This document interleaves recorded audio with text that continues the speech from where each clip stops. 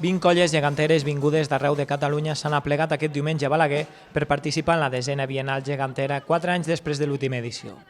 Gegants, gegantons, capgrossos i fins a 500 persones s'han concentrat a les 11 del matí al Parc de la Transsegre per iniciar una cercavila en diferents carrers de la capital de la Noguera. La sortida és des d'aquí, tirarem cap a la passarel·la nova,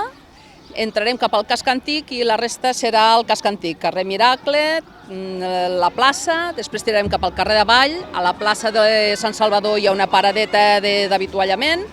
cap al carrer Major i sortir a la plaça Mercadal, ens esperaran els diables amb una macrotraca i farem l'entrada de les diferents colles.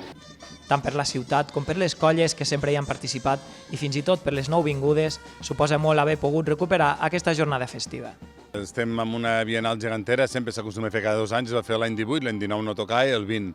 per motius obvis de pandèmia va ser impossible, el 21 també, i per tant ara amb moltes ganes. Aquest any hem tornat a engegar i la veritat és que hi havia ganes de tornar a fer trobades i venir a Balaguer del 2018 que no veníem i fa molts anys que venim i ens agrada molt i aquest any realment hem pogut aconseguir tindre una vintena de trobades aquest estiu, com si diguéssim. Ens fa molta il·lusió, nosaltres els gegants, clar, els vam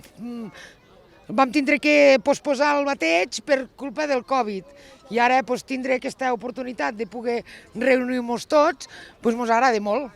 La capitalitat de la Sardana també hi ha tingut el seu paper enguany de la mà de la colla gegantera de Balaguer, els quals han acabat el recorregut entrant a la plaça Mercadal fent la galop i ballant la sardana, lo pont de Balaguer.